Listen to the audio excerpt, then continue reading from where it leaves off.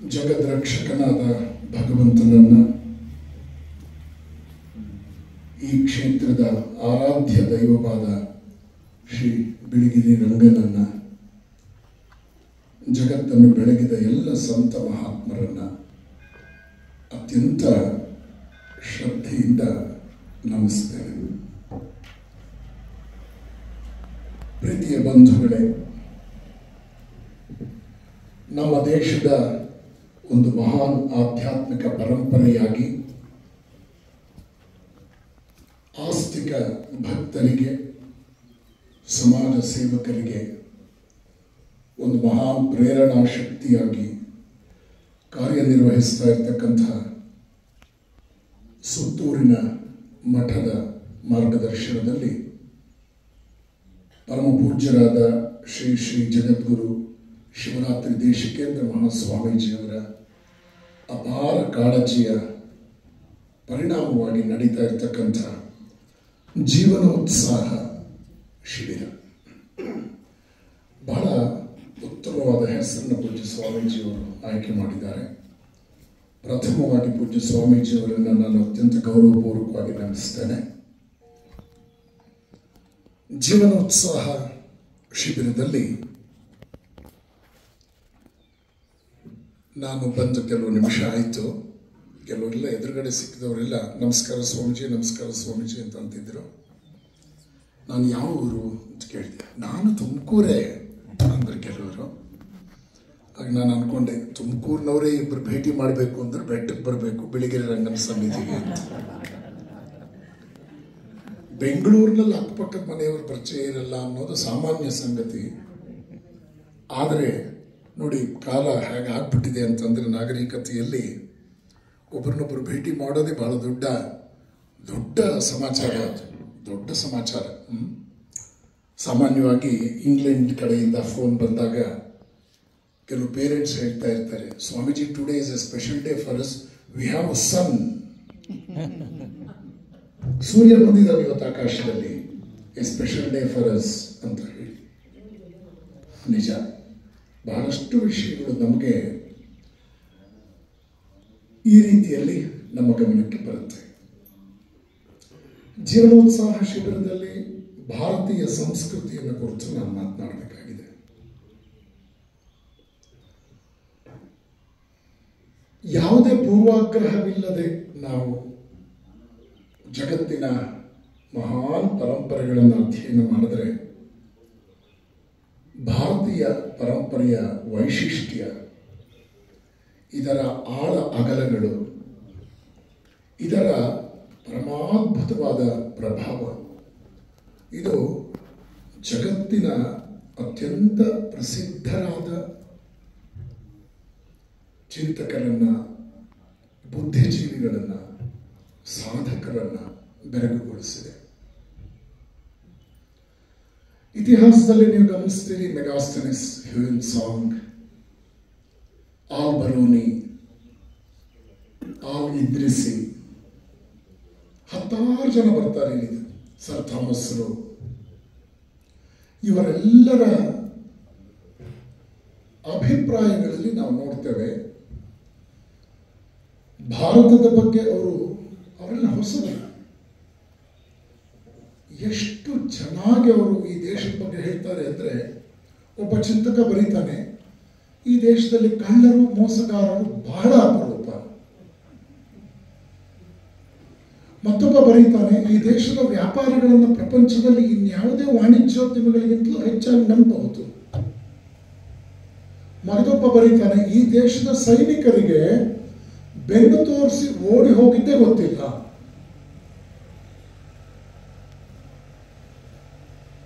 ನಾವಿಲ್ಲಿ ಬಳಸಿದ್ರು ಕೂಡ,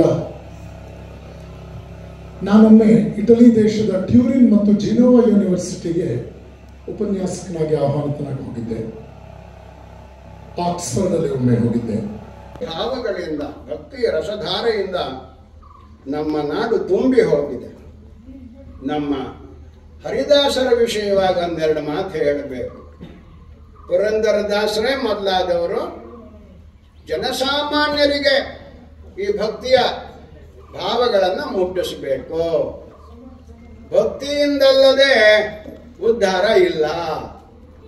ಮನುಷ್ಯನ ಚಂಚಲತೆಗೆ, ಅವನ ಮನಸ್ಸು ಏಕಾಗ್ರ ಆಗದೆ ಇರೋದಕ್ಕೆ ಭಕ್ತಿ ರಾಹಿತ್ಯವೇ ಕಾರಣ. ಸ್ವಲ್ಪವಾದ್ರೂ ಭಕ್ತಿ ಅನ್ನೋದಿದ್ರೆ ಮನಸ್ಸು ಒಂದೇ ಕಡೆ ನಿಲ್ಲುತ್ತೆ, ಏಕಾಗ್ರವಾಗಿರುತ್ತೆ. ಅದಕ್ಕೊಂದು ಕೀರ್ತನೆಯಲ್ಲಿ ಬರೀತಾರೆ, ನಾಯಿಗೆ ಹೋಲಿಸ್ತಾರೆ ನಮ್ಮನ್ನ. ನಾಯಕರೇ ಅಂತಾರೆ ದೊಡ್ಡದಾಗಿ. ಆ ನಾಯಕರೇ ಎಲ್ಲೋ ಹೋಗುತ್ತೆ, ಅಲ್ಲೆಲ್ಲೋ ಕಣಿಕ ಕುಟ್ತಾ ಇರ್ತಾರೆ. ಕಣಿಕ ಕೊಡ್ತಾರೇನೋ ಅಂತ ಒಬ್ಬಟ್ಟು ಮಾಡೋದಕ್ಕೆ ಮೊದಲು ಕಣಿಕ ಅಂತ ಕುಟ್ಬೇಕು ಚೆನ್ನಾಗಿ ಹದವಾಗಿ. ಏನಾರು ಕೊಡ್ತಾರೇನೋ ಅಂತ ಹೋಗುತ್ತೆ, ಅವರೇ ಕೊಡ್ತಾರೆ. ಕಣಿಕ ಕೊಟ್ಟು ಒನಕೆಲೆ ಬಡಿತಾರೆ, ಕೊಯ್ ಕೊಯ್ ಅಂದ್ಕೊಂಡು ಹೋಗುತ್ತೆ.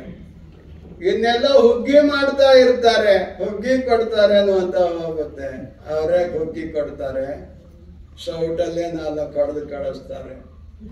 ಆಮೇಲೆ ಹಿರಿ ಬೀದಿಲು ಓಡುತ್ತೆ, ಕರಿ ಬೀದಿಲು ಹೊರಳುತ್ತೆ. ಯಾಕಪ್ಪ ಹೀಗೆಲ್ಲ ಆಯ್ತು ಅಂತ ಕೇಳಿದ್ರೆ, ಪುರಂದರ ವಿಠಲನ ಧ್ಯಾನ ಇಲ್ಲ, ಇದೇ ಗತಿ ಅಂತಾರೆ. 7 ವನ್ಯ ಪ್ರಾಣಿಗಳು ಇರುವವರಿಗೆ ಮಾತ್ರ ಈ ಭೂಮಿ ಮನುಷ್ಯನಿಗೆ ಆಶ್ರಯವನ್ನ ನೀಡಬಲ್ಲದು. ಈ ಮಾತನ್ನ ತಾತ್ವಿಕವಾಗಿ, ಸಾತ್ವಿಕವಾಗಿ, ಭಾವನಾತ್ಮಕವಾಗಿ ನಾವು ಅರ್ಥೈಸಿಕೊಳ್ಬೇಕಾಗಿದೆ. ತುಂಬ ಮೌಲಿಕ ಮಾತು. ಕಾಡು ಮೇಡು ವನ್ಯ ಪ್ರಾಣಿಗಳು ಇರುವವರಿಗೆ ಮಾತ್ರ ಈ ಭೂಮಿ, ಈ ತಾಯಿ ನಮಗೆ ಆಶ್ರಯವನ್ನ ನೀಡಬಲ್ಲದು. ಇವತ್ತೇನಾಗಿದೆ? ಯಂತ್ರ ನಾಗರಿಕತೆಯ ವಿಸ್ತರಣೆಯಲ್ಲಿ, ಅಭಿವೃದ್ಧಿಶೀಲತೆಯ ಹೆಸರಿನಲ್ಲಿ ನಮಗೂ ಮತ್ತೆ ನಿಸರ್ಗಕ್ಕೂ ಇದ್ದಂಥ ಆ ಒಕ್ಕಳ ಬಳ್ಳಿಯ ಸಂಬಂಧವನ್ನ ತುಂಡರಿಸಿಕೊಂಡು, ಕರುಳ ಬಳ್ಳಿಯ ಸಂಬಂಧವನ್ನ ದೂರ ಮಾಡಿಕೊಂಡು, ಅದರ ಶ್ಯಾಮಲತೆಯನ್ನ ಹಾಳು ಮಾಡಿ ನಮ್ಮನ್ನ ನಾವು ಕುರೂಪಗೊಳಿಸ್ಕೊಂಡಿದ್ದೀವಿ ಅಲ್ಲ. ಇದು ಜಗತ್ತಿನ ದೊಡ್ಡ ದುರಂತ. ಯಾಕೆ ಈ ಮಾತನ್ನ ಹೇಳ್ತಾ ಇದ್ದೀನಿ ಅಂದ್ರೆ, ನಮ್ಮ ಶರಣರು ಈ ನಿಸರ್ಗದೊಂದಿಗೆ, ಈ ಪ್ರಕೃತಿಯೊಂದಿಗೆ ಏಕೀಕರಿಸಿಕೊಂಡು ತಮ್ಮ ಜೀವನವನ್ನ ಬದುಕ್ತಾ ಇದ್ದರು. ಹಾಗಾಗಿನೇ ಕಲೆ, ಸಾಹಿತ್ಯ, ಸಂಸ್ಕೃತಿಯ ಪರಿಕಲ್ಪನೆ ಈ ನೆಲದಲ್ಲಿ ಹುಟ್ಟುಕೊಡೋದಕ್ಕೆ ಸಾಧ್ಯ ಆಯಿತು. ಹೌದಲ್ಲ ಹೇಳಿ? ಪರಿಸರ ಅಂತಕ್ಕಂಥದ್ದು ಅದು ಕೇವಲ ಸೌಂದರ್ಯ ನಿಷ್ಠೆಯಲ್ಲ, ನನ್ನ ವ್ಯಕ್ತಿತ್ವದ ವಿಸ್ತರಣೆ, ಈ ಚೈತನ್ಯದ ಅಂಶ ಅಂತ ನಾವು ಪರಿಭಾವಿಸಬೇಕಾಗಿದೆ.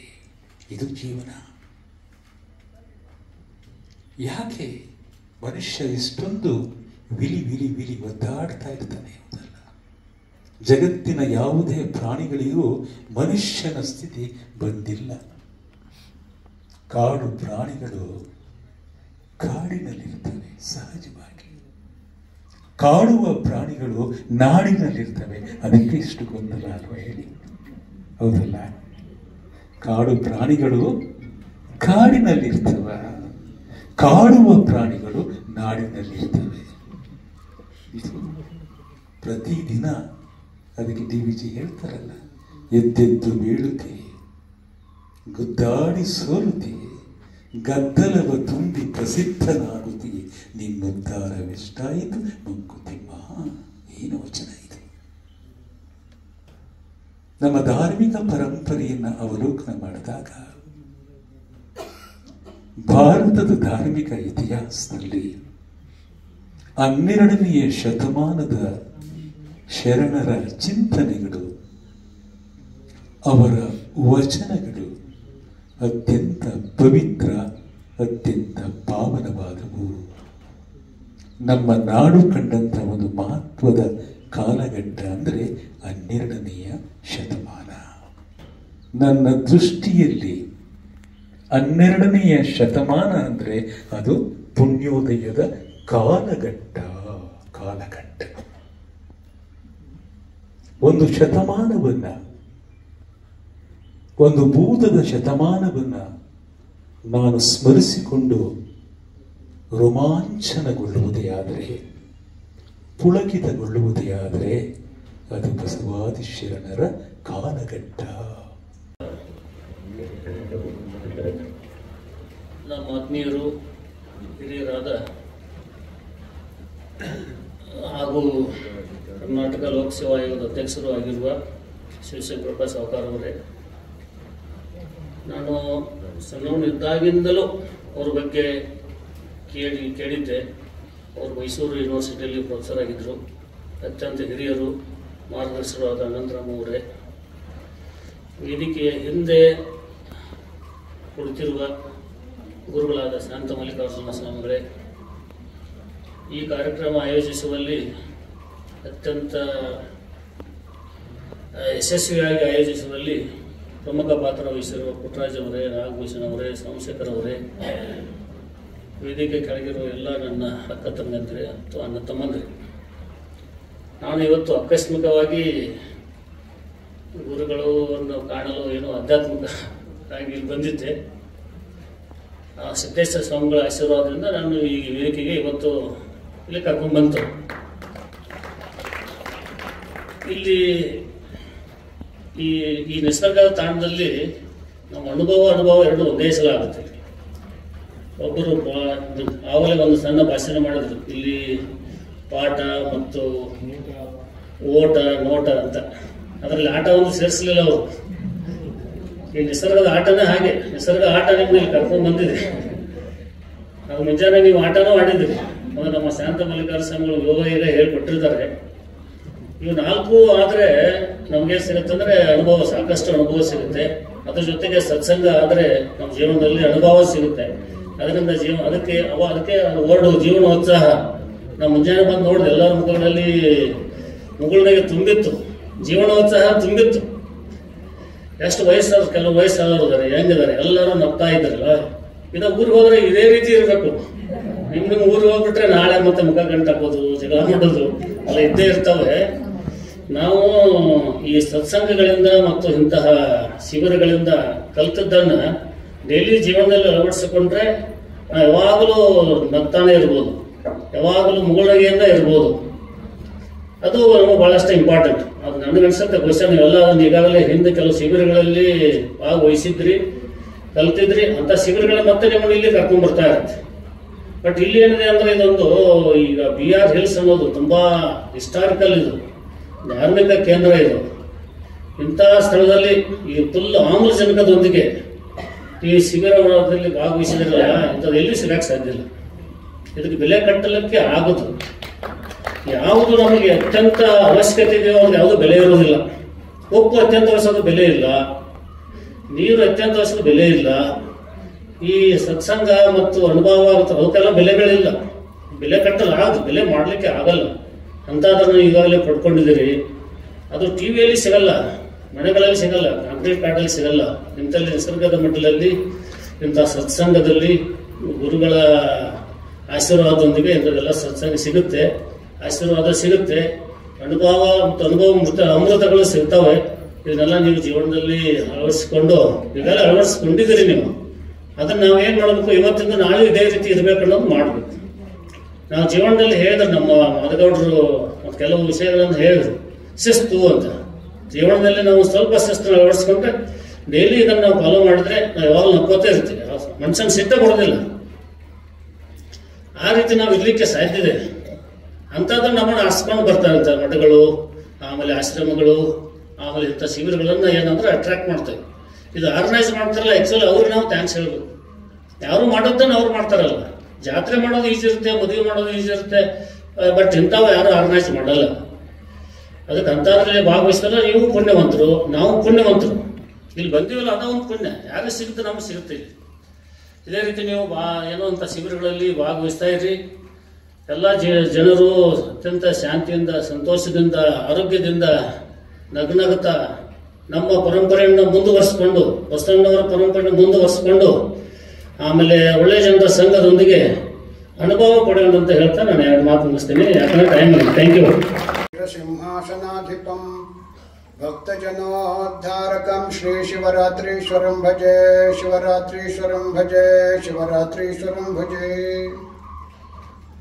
ಪರಮ ಪೂಜ್ಯರಾದ ಶ್ರೀ ಶಿವರಾತ್ರಿ ದೇಶಿಕೇಂದ್ರ ಸ್ವಾಮಿ ಮಹಾರಾಜರ ಚರಣಕಮಲಗಳಲ್ಲಿ ನನ್ನ ಭಕ್ತಿಪೂರ್ವಕ ನಮಸ್ಕಾರಗಳನ್ನು ಸಲ್ಲಿಸ್ತಾ ಇದ್ದೇನೆ.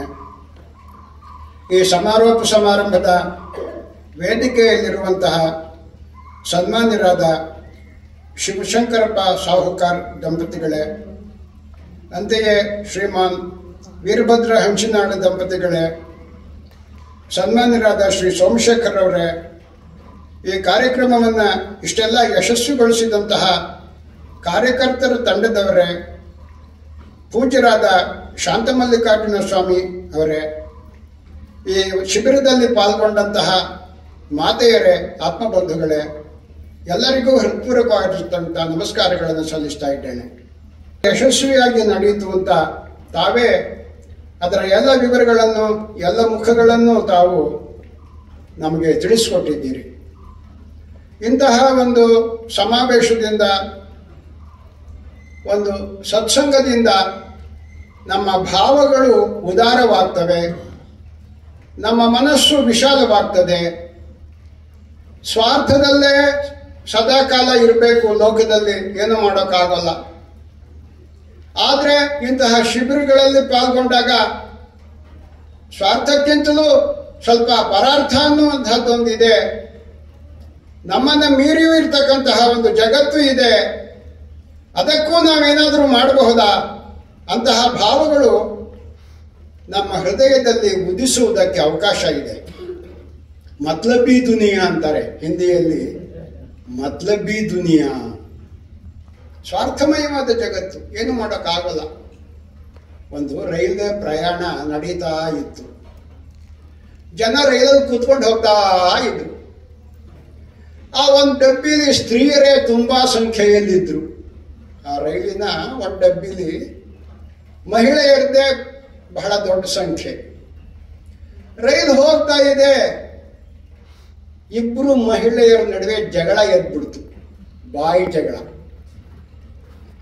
ಕಾರಣ ಏನಪ್ಪ ಜಗಳಕ್ಕೆ? ಒಬ್ಬಳು ಹೇಳ್ತಾಳೆ ಈ ಕಿಟಕಿಗಳನ್ನೆಲ್ಲ ಮುಚ್ಚಿಬಿಡ್ಬೇಕು ಅಂತಾಳೆ. ಇನ್ನೊಬ್ಳು ಹೇಳ್ತಾಳೆ ಈ ಕಿಟಕಿಗಳನ್ನೆಲ್ಲ ತೆಗೆದು ಬಿಡಬೇಕು ಅಂತ. ಆ ರೈಲ್ವೆ ಡಬ್ಬಿಯ ಕಿಟಕಿಗಳನ್ನು ತೆಗೆಯೋದೋ ಮುಚ್ಚೋದೋ ಇದೇ ವಿವಾದ. ತೆಗಿಬೇಕು ಅದನ್ನೆಲ್ಲ ಅಂತ ಹೇಳೋಳು, ಉಸಿರು ಕಟ್ಟು ಸತ್ತು ಹೋಗ್ಬಿಡ್ತೀನಿ ಗಾಳಿ ಇಲ್ಲದೆ ಅಂತಾಳೆ. ತೆಗೆದ್ರೆ ಗಾಳಿ ಬಡಿದು ಸತ್ತು ಹೋಗ್ತೀನಿ ಅಂತ ಇನ್ನೊಬ್ಳು ಅಂತಾಳೆ. ಹೀಗೆ ತೆಗಿಯೋದೋ ಬಿಡೋದೋ ಸರಿ, ಹತ್ತಿದ ಜಗಳ ಹರಿಯಲಿಲ್ಲ. ಆಗ ನನ್ನ ಒಬ್ಬ ಮುದುಕ, ನನ್ನ ಹಿಂದೆ ಒಬ್ಬ ಹುಡುಗ ಜಾಗ ಇಲ್ಲದೆ ಮೇಲ್ಗಡೆ ಹಿಡ್ಕೊಂಡು ನಿಂತ್ಕೊಂಡಿದ್ರು. ಈ ಮುದುಕ ಹೇಳ್ದ, ಅಮ್ಮ ನಾವೇನು ರೈಲಲ್ಲೇ ಇರ್ತೀವ, ನಾವು ಸ್ಟೇಷನ್ ಬಂದ್ಮೇಲೆ ಇಲ್ಲಿಂದ ಹೊರಟೋಗ್ತೀವಿ, ಹಾಗೋ ಅಡ್ಜಸ್ಟ್ ಮಾಡ್ಕೊಡ್ರವ. ಅವ್ರು ಕೇಳೋರಾಗಲಿಲ್ಲ. ಆಮೇಲೆ ಮುದುಕ ಹುಡುಗನ ಕೇಳ್ದ, ಅಪ್ಪ ನನ್ನ ಮಾತು ಕೇಳ್ತಾ ಇಲ್ಲ ಕಣೋ, ನೀನಾರು ಒಂದು ಮಾತು ಹೇಳಪ್ಪ, ಈ ಜಗಳ ಆಗ್ತಾ ಇರೋ ಮಹಿಳೆಯರಿಗೆ ಅಂತ ಈ ಮುದುಕ ಹೇಳ್ದ. ಆ ಹುಡುಗ ಹೇಳ್ದ, ಸುಮ್ನಿರಜ್ಜ, ನಿನ್ನ ಮಾತನ್ನೇ ಕೇಳಲಿಲ್ಲ ಅಂದ್ರೆ ನನ್ನ ಮಾತು ಕೇಳಾರ, ಇದಕ್ಕೊಂದು ಉಪಾಯ ಮಾಡ್ತೀನಿ ನಾನು ಅಂತ ಹುಡುಗ. ಏನ್ ಮಾಡ್ತೀಯಪ್ಪ? ನೋಡಜ್ಜ, ಮೊದಲು ಎಲ್ಲಾ ಕಿಟಕಿನೂ ತೆಗೆದು ಬಿಡ್ತೀನಿ, ಗಾಳಿ ಬಡಿದು ಸಾಯ್ತಾಳಲ್ಲ ಸಾಯ್ಲಿ. ಆಮೇಲೆ ಎಲ್ಲಾ ಕಿಟಕಿನೂ ಮುಚ್ಚಿಬಿಡ್ತೀನಿ, ಉಸಿರು ಕಟ್ಟು ಸಾಯ್ತಾಳಲ್ಲ ಸಾಯ್ಲಿ.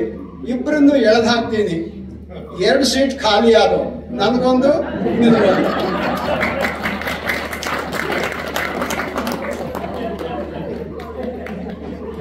ಜಗತ್ತಿನ ಸ್ವಭಾವನೇ ಇದು, ಮತ್ಲಬಿ ದುನಿಯಾ. ಆದ್ರೆ ಇಂಥ ಕಡೆಗಳೆಲ್ಲ ಬಂದಾಗ ಇಲ್ಲಪ್ಪ, ಇದಕ್ಕಿಂತ ವಿಸ್ತಾರವಾದಂತಹ ಭಾವಗಳಿವೆ. ಇದ್ದಾರೆ ಜನ, ನಾವು ಏನಾದರೂ ನಮ್ಮಿಂದ ಆದಂತಹ ಲೋಕಕ್ಕೆ ಉಪಕಾರಿಯಾಗುವಂತಹದ್ದನ್ನು ಮಾಡಬಹುದಾ ಅನ್ನೋ ಭಾವಗಳು ನಮ್ಮ ಹೃದಯದಲ್ಲಿ ಉದಿಸುವುದಕ್ಕೆ ಅವಕಾಶ ಆಗ್ತದೆ. ಸಂಸಾರದಲ್ಲಿ ಮನಸ್ಸು ಮಲಿನ ಆಗಿಬಿಡುತ್ತೆ, ಏನು ಮಾಡೋಕ್ಕಾಗಲ್ಲ. ಅದರ ಸ್ವಭಾವವೇ ಹಾಗೆ, ಅದು ನಿರ್ಮಾಣ ಆಗಿರೋದೇ ಹಾಗೆ, ಅದಕ್ಕೇನು ಮಾಡೋಕ್ಕಾಗಲ್ಲ. ಶರಣರು ಹೇಳ್ತಾರೆ, ತಲೆ ಎಲ್ಲ ಕೊಳೆ ಆಗೋಯ್ತಪ್ಪ ನಂದು, ಅಯ್ಯೋ ಚೆನ್ನಾಗಿ ನೀರು ಎರ್ಕೊಳ್ಳಿ, ಅಯ್ಯೋ ನಮ್ಮ ಬಟ್ಟೆ ಎಲ್ಲ ಕೊಳೆ ಆಗೋಯ್ತಪ್ಪ, ಅಯ್ಯೋ ಅಗಸರಿಗೆ ಹಾಕಿ, ಅಯ್ಯೋ ಮನಸ್ಸೇ ಮಲಿನ ಆಗ್ಬಿಟ್ಟಿದೆಯಲ್ಲ, ಅಯ್ಯೋ ಸತ್ಸಂಗ ಮಾಡಿ ಹೋಗಿ ಬೆಳಗ್ಗೆ ರಂಗನ ಬೆಟ್ಟಕ್ಕೆ. ಅದು ಮಂಡೆ ಮಾಸಿದಡೆ ಮಜ್ಜನ ಕೆರೆ ಎಂಬರೋ, ವಸ್ತ್ರ ಮಾಸಿದಡೆ ಮಡಿವಾಳಂಗಿ ಕೆಂಬರೋ, ಮನ ಮಾಸಿದಡೆ ಕೂಡಲ ಸಂಗನ ಶರಣರ ಅನುಭಾವವ ಮಾಡೆಂಬರು. ಹಾಗೆ ಶರಣರು ಹೇಳ್ತಾರೆ, ನಮಗೆ ಸತ್ಸಂಗದಿಂದ ಆಗುವ ಲಾಭಗಳು ಅನೇಕ ಇವೆ. ಮಾಯಾ ಜಗತ್ತಲ್ವ ಇದು, ಕನಸಿನ ಜಗತ್ತು ಅಂತ. ಮಾಯಾ ಜಗತ್ತು ಹೀಗೆ ತೋರಿ ಹೀಗೆ ಹಾರಿ ಹೊರಟೋಗ್ತದೆ. ಸದುಪಯೋಗ ಪಡಿಸ್ಕೊಳ್ಳೋದು ಬೇಡವಾ? ಇಂತಹ ಮಾಯಾ ಜಗತ್ತಲ್ಲಿ ಇದ್ಕೊಂಡು ಇದನ್ನ ಸದುಪಯೋಗ ಪಡಿಸ್ಕೊಳ್ಳೋದು ಬೇಡವಾ? ಇದು ಕ್ಷಣಕಾಲದ ಜಗತ್ತು. ಇದು ಹೀಗೆ ತೋರಿ ಹಾಗೆ ಹಾರಿ ಹೋಗ್ತದೆ. ನಿಮಿಷ ನಿಮಿಷಂಭೋ, ನಿಮಿಷದೊಳಗೆ ಅರ್ಧಂಭೋ, ಕಣ್ಣ ಮುಚ್ಚಿ ಬಿಚ್ಚುವನಿತು ಬೇಗಂಭೋ, ಸಂಸಾರದ ಆಗುಂಭೋ, ಸಂಸಾರದ ಹೋಗುಂಭೋ, ಸಂಸಾರದ ಒಪ್ಪಂಭೋ, ಕೂಡಲ ಸಂಗಮ ದೇವರು ಮಾಡಿದ ಮಾಯಂಭೋ ಭ್ರದಾಯಂಭೋ. ಕೂಡಲ ಸಂಗಮ ದೇವರು ಮಾಡಿದ ಮಾಯ ಅಂತಾರೆ ಬಸವಣ್ಣ. ಅಂತಹ ಮಾಯಾ ಜಗತ್ತಿನಲ್ಲಿ ಹೇಗಿರ್ಬೇಕು ನಾವು? ಒಂದು ದೃಷ್ಟಾಂತ ಹೇಳಬೇಕು, ಮುಕ್ತಾಯಿಗೆ ಬಂದ್ಬಿಡ್ತೀನಿ ಬೇಗ ನಾನು. ನಾರದರು ಕೃಷ್ಣನನ್ನು ಕೇಳ್ತಾರೆ, ಸ್ವಾಮಿ ನಿನ್ನನ್ನು ಮಾಯಾವಿ ಅಂತಾರಲ್ಲ, ಅದೇನ್ ಮಾಯೆ ತೋರ್ಸು ನಂಗೊಂದು ಸ್ವಲ್ಪ. ಅಯ್ಯೋ ಸುಮ್ಮನಿರಪ್ಪ ನಾರ್ದ, ಅದೆಲ್ಲ ಬೇಡ ನಿನಗೆ, ನನ್ನ ಭಕ್ತ ಅಲ್ವಾ, ಮಾಯೆಗೆ ತಂಟೆಗೆ ಹೋಗ್ಬೇಡ. ಇಲ್ಲ ತಂದೆ, ನೋಡ್ಬೇಕು ಅಂತ ಬಹಳ ಕುತೂಹಲ ತಂದೆ, ಸ್ವಲ್ಪ ತೋರಿಸ್ಬಿಡು ತಂದೆ ನಿನ್ನ ಮಾಯೇನ. ಸರಿಯಪ್ಪ ನಡಿಯೋ, ಯಮುನಾ ನದಿ ತೀರಕ್ಕೆ ಹೋಗೋಣ ನಡಿಯೋ, ಅಲ್ಲಂದ್ರೆ ಮುಳುಗ್ ಹಾಕ್ತೀಯಂತೆ, ಆಮೇಲೆ ತೋರಿಸ್ತೀನಿ. ಕರ್ಕೊಂಡು ಹೋಗ್ತಾನೆ ಯಮುನಾ ನದಿ ತೀರಕ್ಕೆ. ಆ ತೀರದಲ್ಲಿ ಒಂದು ಅರಳಿ ಮರ, ಅವನು ಕೂತ್ಕೋತಾನೆ ಸ್ವಾಮಿ ಕೃಷ್ಣ. ಹೋಗಪ್ಪ ನಾರದ, ಮೂರು ಮುಳುಗ್ ಹಾಕ್ಬಿಟ್ಟು ಪಾಪ, ಅದೇನು ನೋಡಿ ತೋರಿಸ್ತೀನಿ. ನಾರದರು ಹೋಗ್ತಾರೆ, 3 ಮುಳುಗ್ ಹಾಕ್ತಾರೆ. 3ನೇ ಮುಳುಗ್ ಹಾಕುವ ಹೊತ್ತಿಗೆ ಯಮುನಾ ನದಿಯಲ್ಲಿ ಭಾರಿ ಪ್ರವಾಹ ಬಂದ್ಬಿಡುತ್ತೆ. ಎಲ್ಲಿಗೋ ಕೊಚ್ಕೊಂಡು ತಗೊಂಡು ಹೊಡೋಗ್ಬಿಡುತ್ತೆ. ಯಾವುದೋ ಒಂದು ದ್ವೀಪಕ್ಕೆ ಹೋಗಿ ಬಿದ್ದುಬಿಡ್ತಾರೆ ನಾರದರು. ಆ ಕ್ಷಣಕ್ಕೆ ಸರಿಯಾಗಿ ಒಂದು ಮೆರವಣಿಗೆ ಬರುತ್ತೆ ಅಲ್ಲಿಗೆ. ಆಹಾ ಸ್ವಾಮಿ, ನಮಗೆಲ್ಲ ಕನಸಾಯಿತು, ನಮ್ಮ ರಾಜರು ತೀರೋಗ್ಬಿಟ್ಟಿದ್ದಾರೆ. ಯಾರು ಹೀಗೆ ಕೊಚ್ಕೊಂಡು ಬಂದು ದ್ವೀಪದ ಮಧ್ಯೆ ಬೀಳ್ತಾರೋ ಅವರೇ ನಿಮ್ಗೆ ರಾಜ ಅಂತ ಹೇಳಿದ್ದಾರೆ, ನೀವೇ ನಮ್ಗೆ ರಾಜ, ಬನ್ನಿ. ಆಯ್ತು, ಪದಕ್ಕೆ ಕೂರ್ಸ್ಕೋತಾರೆ, ಹೋಗ್ತಾರೆ. ಏನ್ ವೈಭವ, ಅಂತಃಪುರವೇನು, ಚತುರಂಗ ದಳವೇನು, ವೈಭವ ವೈಭವ. ಆಯ್ತು, ಇದ್ದಕ್ಕಿದ್ದ ಹಾಗೆ ಪಟ್ಟದ ರಾಣಿ ತೀರ್ ಹೋಗ್ಬಿಡ್ತಾಳೆ. ಸರಿ, ಬರ್ತಾರೆ ಮಂತ್ರಿಗಳು, ಬರ್ತಾರೆ ರಾಜಭಟ್ರು, ಬರ್ತಾರೆ ಸೇನಾಪತಿಗಳು, ಬರ್ತಾರೆ. ಮಹಾಸ್ವಾಮಿ ಪಟ್ಟದ ರಾಣಿ ಅಮ್ಮನವರು ಇದ್ದಕ್ಕಿದ್ದ ಹಾಗೆ ತೀರ್ ಹೋಗ್ಬಿಟ್ರು. ಈ ನಾರದ್ರ ಮಹಾರಾಜರು ಹೇಳ್ತಾರೆ, ಹೌದಾ, ಬೇರೆಯವ್ರನ್ನ ಏರ್ಪಾಡು ಮಾಡೋಣ, ಒಂಥರ ಕ್ರಿಯಾದಿಗಳನ್ನು ನಡೆಸಿ ಅಂತ ನಾರದ್ರ ಮಹಾರಾಜರು ಅಪ್ಪಣೆ ಕೊಡ್ತಾರೆ. ಆಗ ಮಹಾಮಂತ್ರಿ ಹೇಳ್ತಾನೆ, ಮಹಾಸ್ವಾಮಿ, ನಮ್ಮ ರಾಜ್ಯದ ಒಂದು ಪದ್ಧತಿ ವಿಶೇಷವಾದದ್ದಿದೆ ಮಹಾಸ್ವಾಮಿ, ತಮ್ಮದರ್ಕೆ ಮಾಡ್ಕೋಬೇಕು. ಏನು ಪದ್ಧತಿಯಪ್ಪ? ಮಹಾರಾಣಿಯವರು ತೀರ್ ಹೋಗ್ಬಿಟ್ಟಾಗ ಅವರ ಆ ಶವ ಸಂಸ್ಕಾರವನ್ನ ಅಗ್ನಿಯ ಜೊತೆಯಲ್ಲಿಯೇ ಮಹಾರಾಜರನ್ನೂ ಸಹ ಅಗ್ನಿ ಸಂಸ್ಕಾರ ಮಾಡುವಂತಹ ಪರಂಪರೆ ನಮ್ಮ ದ್ವೀಪದ ಪರಂಪರೆ ಮಹಾಸ್ವಾಮಿ. ಅಪ್ಪ ಏನ್ ಮಾಡೋದು ಈಗ? ಓಟ ಕಿತ್ಬಿಡ್ತಾರೆ. ಓಟ ಕಿತ್ರೆ ಬಿಡ್ತಾರ ರಾಜಭಟ್ರು? ಹೋಗ್ತಾರೆ, ಹಿಡಿತಾರೆ, ಕಾಲಿಂದ ತಲೆಯವರೆಗೆ ಹಗ್ಗ ಬಿಗಿತಾರೆ ಹಾಕೊಂಡು. ಆಯ್ತು, ಮಹಾರಾಣಿ ಶವ ಹಾಕಿದ್ದಾರೆ, ಧಗಧಗ ಉರಿತಾ ಇದೆ. ತಲೆ ಕಡೆ ಒಬ್ಬ, ಕಾಲ್ ಕಡೆ ಒಬ್ಬ ತುಗಿಸ್ತಾ ಇದ್ದಾರೆ. ಬೀಳಿಸಿ ಬೀಳಿಸಿ ಬೀಳಿಸಿ ಕೆಸಿಬೇಕು ಇನ್ನೇನು. ಆಗ ಕೃಷ್ಣ ಪರಮಾತ್ಮ ಅಂತ ಕಿರ್ಚ್ಕೋತಾರೆ. ಆಗ ಯಮುನಾ ನದಿಯಲ್ಲಿ 3ನೇ ಮುಳುಗು ಹಾಕಿ ಮೇಲಕ್ಕೆ ಎದ್ದಿರ್ತಾರೆ ನಾರದರು. ಪಾಪ ಅದೆಷ್ಟೊತ್ತು ಮುಳುಗಾಗ್ತೀವಿ, ಮಾಯ ತೋರಿಸ್ತೀನಿ ಬಾರೋ ಅಂತ ಸ್ವಾಮಿ. ಮೇಲಕ್ಕೆ ಬಂದ್ಬಿಟ್ಟು ನಾರದ್ರು ಹೇಳ್ತಾರೆ, ನೋಡ್ದೆ ನಿನ್ ಮಾಯೇನ, ಸಾಕು, ಇನ್ನು ಬೇಡ ನನಗೆ ನಿನ್ನ ಮಾಯೆ. ಜಗತ್ತಿನ ಸ್ವಭಾವ ಹಾಗೆ, ಮಾಯಾಮಯವಾದ ಜಗತ್ತು. ಈ ಮಾಯಾಮಯವಾದ ಜಗತ್ತನ್ನು ಸದುಪಯೋಗ ಪಡಿಸ್ಕೊಳ್ಳೋದು ಹೇಗಪ್ಪ ಅಂದ್ರೆ ಇಂತಹ ಸತ್ಸಂಗಗಳಲ್ಲಿ ಪಾಲ್ಗೊಳ್ಬೇಕು. ಮನಸ್ಸಿನ ಕಾಳಿಕೆ ಅಂತಾರೆ ಬಸವಣ್ಣವರು. ಶಿವರಾತ್ರಿ ಕೇಂದ್ರ ಮಹಾಸ್ವಾಮೀಜಿಗಳ ಒಂದು ಆಶೀರ್ವಾದದಿಂದ ನಾನು ಇವತ್ತಿನ ಈ ಒಂದು ಶಿಬಿರದ ಸಮಾರಂಭ ಕಾರ್ಯಕ್ರಮದಲ್ಲಿ ಭಾಗವಹಿಸೋದು ಬಹಳ ಸಂತೋಷ ಅನ್ನಿಸ್ತಾ ಇದೆ. ಇವತ್ತಿನ ಸಮಾರಂಭದ ಕಾರ್ಯಕ್ರಮದ ವೇದಿಕೆ ಮೇಲಿದ್ದ ಹಿರಿಯರಿಗೂ ಹಾಗೂ ಅತಿಥಿಗಳಾಗಿರುವ ವೀರಭದ್ರ ಅರ್ಚನವರಿಗೂ, ಶಿಬಿರದಲ್ಲಿ ಭಾಗವಹಿಸಿದ ಹಿರಿಯ ತಾಯಂದಿರಿಗೂ, ಅಣ್ಣಂದಿರಿಗೂ ಮತ್ತು ಸಂಯೋಜಕರು ಎಲ್ರಿಗೂ ನೆನೆಸ್ಕೊಳ್ತಾ ಒಂದರ ನಡೆಸ್ತಾ ನಾನು 4 ಮಾತು ಹೇಳ್ತಾ ಇದ್ದೇನೆ. ಪ್ರಾರಂಭದಲ್ಲಿ ಪ್ರಾರ್ಥನೆ ಆಯಿತು, ಸ್ವಾಗತ ಆಯಿತು. ಒಂದು 13ನೇ ತಾರೀಕಿನಿಂದ ಇವತ್ತಿನವರೆಗೂ ಈ ಶಿಬಿರದಲ್ಲಿ ಏನೇನು ಕಾರ್ಯಗಳಾದವು ಅದೆಲ್ಲ ಒಂದು ವರದಿ ವಾಚನನೂ ಆಯಿತು. ಆ ವರದಿ ವಾಚನದಲ್ಲಿ ಕೇಳ್ತಾ ಇದ್ರೆ ಎಲ್ಲ ವಿಷಯಗಳು ಕವರ್ ಆಗಿದ್ದಾವೆ ಅಂತ ಅನಿಸ್ತದೆ. ಜೊತೆಗೆ ನಮ್ಮ ಇವತ್ತಿನ ಉಪನ್ಯಾಸ ನೀಡಿದ್ದು, ಜೊತೆಗೆ ಈಗ ಅತಿಥಿ ಭಾಷಣ ಮಾಡಿದ ಒಂದು ಹಿರಿಯರಿಗೂ ನಾನೊಂದು ವಿಶೇಷ ಏನು ಮಾತಾಡಬೇಕಾದ್ರೆ ಹೇಳ್ಬೇಕಂದ್ರೆ, ಪ್ರಾರಂಭದಲ್ಲಿ ಬಾಯಿ ತಪ್ಪಿನಿಂದಾಗಿ ಅವರಿಗೆ 28 ಅಂತ ಹೇಳಿದ್ರು. ಮೋಸ್ಟ್ಲಿ 82 ಬದಲಾಗಿ 28 ಅಂತ ಹೇಳಿದ್ರು. ಬೇಕಂತ ಹೇಳಿದ್ರ ಒಳ್ಳೇದಾಯ್ತು. ನನಗೂ ಅನಿಸ್ತು ಅವ್ರ ಮಾತುಗಳನ್ನ ಕೇಳಿದ್ರೆ ಅದು 82 ಅಲ್ಲ 28 ನಿಜ ಅಂತ ತಿಳ್ಕೊಂಡು. ಜೊತೆಗೆ ವರದಿ ವಾಚನ ನಂತರದಲ್ಲಿ ಶಿಬಿರಾರ್ಥಿಗಳ ಒಂದು ಅನಿಸಿಕೆ ಮತ್ತು ಅವರ ಅಭಿಪ್ರಾಯಗಳು ಹೇಳುವ ಸಂದರ್ಭದಲ್ಲಿ ಒಂದು 2-3 ನ್ಯೂನತೆಗಳು ಕಂಡು ಬಂತು. ಹೇಳಿದ್ರು, ನಿಜ ಈ ಒಂದು ದೊಡ್ಡ ವ್ಯವಸ್ಥೆಯಲ್ಲಿ ಸಣ್ಣ ಸಣ್ಣ ನ್ಯೂನತೆಗಳು ಇರಬಹುದು. ಆದರೆ ನಾನು ಕರ್ನಾಟಕದಲ್ಲಿ ಕೆಲವೊಂದು ರಾಜ್ಯಗಳಲ್ಲಿ ಮತ್ತು ನಾವು ಕೆಲವೊಂದು ಆಶ್ರಮಗಳಲ್ಲಿ ನೋಡಿದಂಗೆ, ನಾನು ನೋಡಿದ ಪ್ರಕಾರ ಈ ಒಂದು ಸುತ್ತೂರು ಕ್ಷೇತ್ರ ಅಂದ್ರೆ JS ಕ್ಷೇತ್ರದಲ್ಲಿ ನಡೆಯುವ ಕಾರ್ಯಕ್ರಮಗಳಿರ್ಬೋದು, ನಮಗೆ ಕೊಡುವಂತ ಗೌರವ ಇರ್ಬೋದು, ಎಲ್ಲ ವ್ಯವಸ್ಥೆಗಳ ಬಗ್ಗೆ ನಾನು ಎಲ್ಲಿಯೂ ಈ ತರ ಸಿಸ್ಟಮ್ ನೋಡಲಿಕ್ಕಿಲ್ಲ ಅಂತ ಹೇಳ್ತೀನಿ. ಆದ್ರೆ ಅವರು ನನ್ನ ಒಂದು ಇದರಲ್ಲಿ ಯಾರಾದ್ರೂ ಕೇಳಿದಲ್ಲಿ ಈ ಒಂದು ಜಗದ್ಗುರುಗಳು ಇಂಟರ್ನ್ಯಾಷನಲ್ ಜಗದ್ಗುರುಗಳು ಅಂತ ಹೇಳ್ತಾ ಇರ್ತೀನಿ.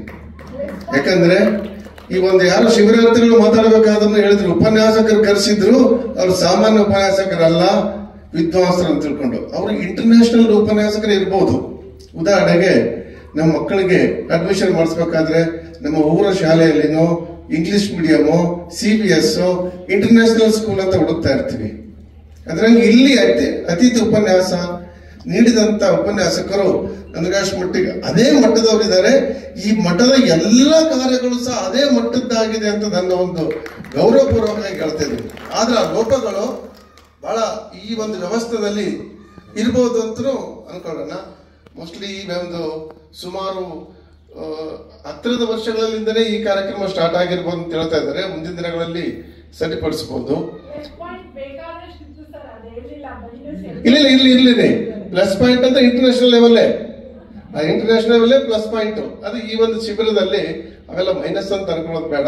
ಅದ್ರ ಕೆಲವೊಬ್ಬ ನಮ್ಮ ಯಾರೋ ಶಿಬಿರಾರ್ಥಿಗಳು ಮಾತಾಡ್ಬೇಕಾದ್ರೆ ಇಲ್ಲಿ ನಾವು ರಕ್ತ ಸಂಬಂಧಿಗಳು ಯಾರು ಇಲ್ಲ, ಭಕ್ತಿ ಸಂಬಂಧಿಗಳು ಅಂತ ಹೇಳ್ತಾ ಇದ್ರು.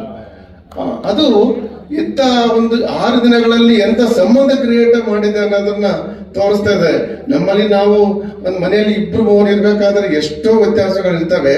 ಇಂಥ ಶಿಬಿರಗಳಲ್ಲಿ ನಾವು 6 ದಿನಗಳಲ್ಲಿ ಇದೆಲ್ಲ ಕಲ್ಕೊಳ್ತೀವಿ ಅಂದ್ರೆ ನಮ್ಗೆ ಬಹಳ ಒಂದು ಶಿಬಿರದ ಉಪಯೋಗ ಎಷ್ಟು ಮಟ್ಟಿಗೆ ಆಗಿದೆ ಅನ್ನೋದು ಈ ಶಿಬಿರಾರ್ಥಿಗಳಿಂದಲೇ ತೋರಿಸ್ಕೊಡ್ತದೆ. ಜೊತೆಗೆ ಈ ಒಂದು ವರದಿ ವಾಚನ ಮಾಡಿದಂತ ಸಂದರ್ಭದಲ್ಲಿ ಎಲ್ಲ ವಿಷಯ ಕವರ್ ಆಗಿದೆ. ಆದರೆ ಈ ಒಂದು ಮಠದ ಪರಂಪರೆ, ಮಠದ ಕಾರ್ಯಕ್ರಮಗಳಲ್ಲೂ ಒಂದು ಕೆಲವೊಂದಿಷ್ಟು ಬುಕ್ಲೆಟ್ಸ್ ಓದ್ತಾ ಇರ್ಬೇಕಾದ್ರೆ ನಾನು ಹೇಳ್ತದೆ, LKG ಮಕ್ಕಳಿಗೆ ಏನ್ ಬೇಕು, ಹೈಸ್ಕೂಲ್ ಮಕ್ಕಳಿಗೆ ಏನ್ ಬೇಕು, PUC ಅವ್ರಿಗೆ ಏನ್ ಬೇಕು, ಡಿಗ್ರಿ ಅವ್ರಿಗೆ ಏನ್ ಬೇಕು, ವಯಸ್ಸಾದವ್ರಿಗೆ ಏನ್ ಬೇಕು, ಅದೆಲ್ಲದನ್ನು ಬಹಳ ಅಚ್ಚುಕಟ್ಟಾಗಿ ನಿರ್ವಹಿಸುವಂತ ಒಂದು ಸಂಸ್ಥೆ. ಈ ತರ ವ್ಯವಸ್ಥೆ, ಈ ತರ ವಿಚಾರಗಳು ಎಲ್ಲರ ಜೊತೆ ಒಂದು ಭಾಗವಹಿಸೋದು ನಾನು ಎಲ್ಲಿ ನೋಡಿಲ್ಲ. ಜೊತೆಗೆ ಇಲ್ಲಿ ನಾನು ಸುತ್ತೂರಿಗೆ ಹೋಗಿದ್ದೀನಿ, ಊಟಿಗೂ ಹೋಗಿದ್ದೀನಿ, ಮೈಸೂರು ಹೋಗಿದ್ದೀನಿ. ಎಲ್ಲ ಒಂದು ಈ ಸುತ್ತೂರು ಸಂಸ್ಥಾನದಲ್ಲಿರುವಂಥ ಮಠಗಳ ಬಗ್ಗೆ ಸಾಕಷ್ಟು ನಾನು ಭೇಟಿ ಕೊಟ್ಟಿದ್ದೀನಿ. ನಾವು ಹೋಗ್ತಿರೋಕ್ಕಿಂತ ಒಂದು 10 ನಿಮಿಷ ಮೊದಲೇ ನಮಗೆ ಕಾಯ್ಕೊಂಡಿರ್ತಾನೆ. ನಾವು ಗಾಡಿಯಲ್ಲಿ ಹತ್ತಿ ಹೋಗೋವರೆಗೂ ನಮ್ಮದು ಅವರ ಒಂದು ಏನು ಬೇಕು ಬೇಡಗಳ ಬಗ್ಗೆ ಆಲೋಚನೆ ಮಾಡ್ತಾರಲ್ಲ, ಅದು ಇವನ್ ನಮ್ಮ ತಂದೆ ತಾಯಿಗಳನ್ನ ಮಾಡ್ಲಿಕ್ಕೆ. ಆದ್ರೆ ಈ ಒಂದು 6 ದಿನದಲ್ಲಿ ಭಾಗವಹಿಸಿ ಒಂದು ಜೀವನ ಉತ್ಸಾಹ ಉಲ್ಲಾಸ ಎಲ್ಲ ಪಡ್ಕೊಂಡಿದ್ದೀರಾ. ನಮ್ಮ ಹಿರಿಯರು ಹೇಳಿದಂಗೆ ಮನೆಗೆ ಹೋದ ತಕ್ಷಣನೇ ಇವೆಲ್ಲ ಮರ್ತು ಬಿಡೋದು ಆಗ್ಬಾರ್ದು. ನೀವು ಆಕ್ಟಿವಿಟೀಸ್ ನಡೆಸೋದ್ರ ಜೊತೆಗೆ ನಿಮ್ಮ ಅಕ್ಕಪಕ್ಕದವ್ರಿಗೂ ಈ ನಿಮ್ಮ ಒಂದು ಏನು ಉತ್ಸಾಹ ಪಡ್ಕೊಂಡಿದ್ದೀರಿ ಅವ್ರಿಗೆ ಅದನ್ನ ಹೇಳಿ ಮುಂದಿನ ಶಿಬಿರಗಳಲ್ಲಿ ಭಾಗವಹಿಸಿ ಅವರಿಗೂ ಒಂದು ಭಾಗವಹಿಸಕ್ಕೆ ಉತ್ತೇಜನ ಮಾಡಿಕೊಡ್ಬೇಕು. ಏನೋ ಈ ಮಠದ ವತಿಯಿಂದ ಈ ಶಿಬಿರಗಳಿಗೆ ಫೀಸ್ ಕಲೆಕ್ಟ್ ಮಾಡಿರ್ಬೋದು, ಏನೋ ನನಗೆ ಕಲೆಕ್ಟ್ ಮಾಡಿದರೆ ಅದು ಅಲ್ಪ ಪ್ರಮಾಣದಿರ್ಬೋದು. ಈ ಸೇವೆಗೆ ಅದು ಅಲ್ಪ ಪ್ರಮಾಣನೇ. ಆದ್ರೆ ಈ ಮಠಕ್ಕೆ ಅದು ಹಣಕಾಸಿನ ಕೊರತೆ ಆಗ್ಲಿ, ದಾನಿಗಳ ಕೊರತೆ ಆಗ್ಲಿ, ಭಕ್ತರ ಕೊರತೆ ಆಗ್ಲಿ ಇಲ್ಲ. ಆದ್ರೂ ಎಲ್ಲ ನಾನು ಹೇಳ್ದಂಗೆ ಎಲ್ಲ ವಯಸ್ಕರಿಗೂ ಏನೇನು ಬೇಕು ಏನು ಬೇಡ ಅದೆಲ್ಲ ವಿಚಾರ ಮಾಡಿ ಶಿಬಿರಗಳನ್ನಾಗ್ಲಿ ಎಲ್ಲ ಕಾರ್ಯಕ್ರಮಗಳನ್ನ ಆಯೋಜಿಸ್ತೀರ. ಈ ತರ ನಾವು ಬೇರೆ ಮಠಗಳಲ್ಲಿ ನೋಡೋಕ್ಕಾಗಲ್ಲ. ನೀವು ಧನ್ಯರು. ಈ ಒಂದು ಸಮಾರೋಪ ಸಮಯದಲ್ಲಿ ಭಾಗವಹಿಸಿದ ನಾವು ಧನ್ಯರು. ಎಲ್ಲರೂ ಈ ಮುಂದಿನ ಶಿಬಿರಗಳಲ್ಲಿ ಭಾಗವಹಿಸಬೇಕು ಮತ್ತೆ ಬೇರೆಯವರಿಗೆ ಭಾಗವಹಿಸಿ ಅವರಿಗೂ ಉಲ್ಲಾಸ ಉತ್ಸಾಹ ಮೂಡೋ ಹಂತಕ್ಕೆ ನೀವು ಸಹಾಯ ಆಗ್ಬೇಕಂತೇಳಿ ಆಮೇಲೆ ಈ ಒಂದು